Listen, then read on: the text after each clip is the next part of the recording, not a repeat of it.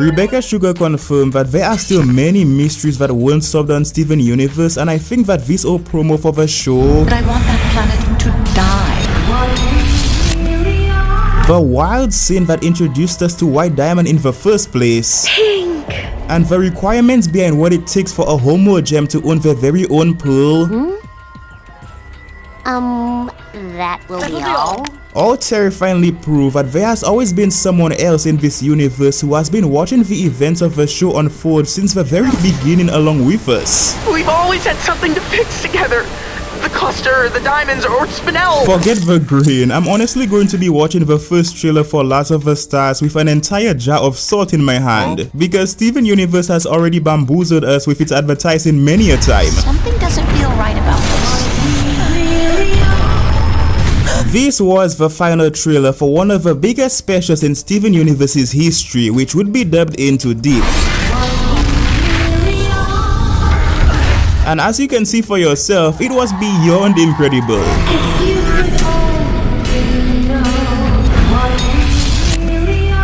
I can't wait to tear you gems apart. The creative minds behind the trailer seemingly decided to loop one of the most random verses from the Steven Universe extended theme song, a verse that would of course be sung by our girl Pearl. If you could only know what we really are. And while this creative decision would definitely help to improve the spooky atmosphere and general vibe of the trailer overall, The cluster. the fact that we wouldn't get a single shred of more information on what the gems as a spacefaring race really were during this big event, despite the overwhelming emphasis on the phrase being looped in the actual trailer, understandably left a ton of fans like myself feeling a little, disappointed. We're hitting some denser rock. This is it.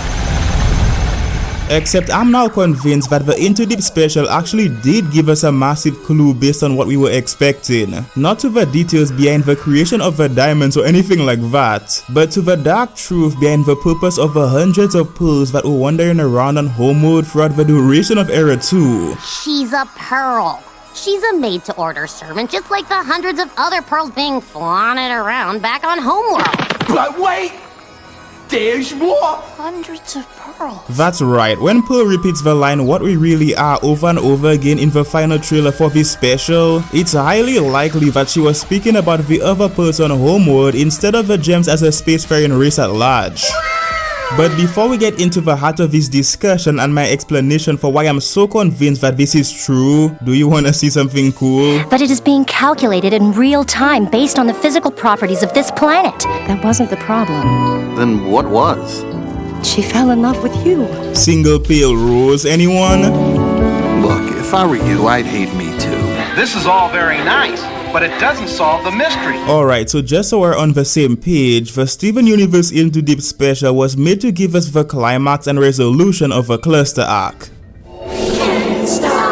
as well as the ever-lingering Malachite arc in one fell swoop. Give up! I'm impressed. Into Deep gave us the chance to watch the first 5 episodes of season 3 within the span of a month, starting with the legendary premiere of Super Watermelon Island and Gem Drill on the same day. Say we'll do it together and it's gonna be great. We're gonna do it together and it's gonna be great. Liar! And continuing on with the weekly releases of Same Old World, Bandmates, and Hit the Diamond.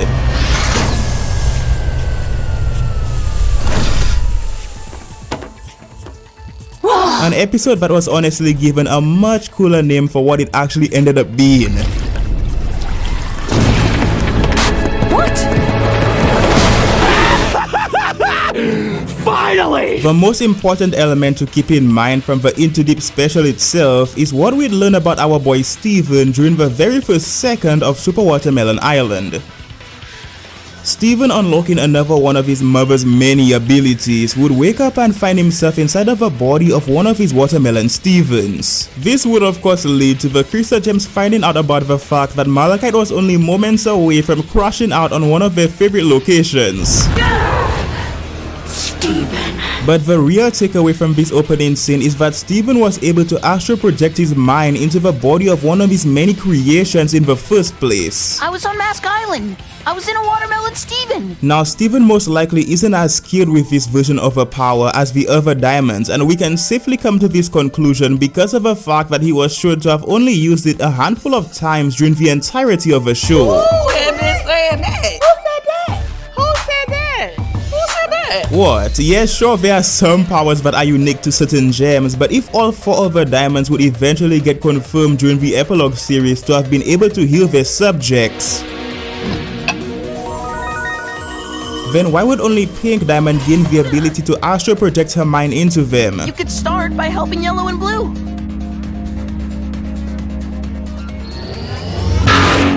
I mean, that power literally sounds like it should be a White Diamond exclusive, as it's already been established that Blue was able to alter a gem's emotions. You can't just magically make me feel better.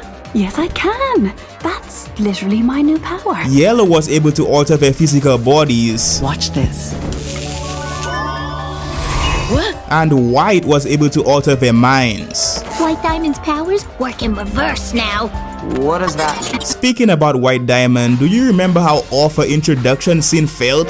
It's White's pearl. Pink Diamond, your presence is required. I mean, this giant woman would insanely be able to tell that our boy Steven had Pink Diamond's gemstone the moment that he landed on Homeworld. So much so that she seemingly decided to instruct the residents of the planet to gather around in order for them to celebrate the abrupt return of their long-lost diamond. Keep in mind that White managed to pull this off before she'd even get the chance to look underneath Steven's shirt for herself. And after we were clearly shown that Blue and Yellow wasn't able to tell that Steven had Pink Diamond's gemstone when they were literally staring right at it during the season 5 episode titled The Trial. The only other possibility besides what I'm about to explain in a moment is the idea of White Diamond believing that our boy Steven was pink because of the fact that he was able to pilot her ship. But White Diamond wasn't inside of that ship. How did she pick out Steven instead of one of the other gems, fusions, or humans like Connie?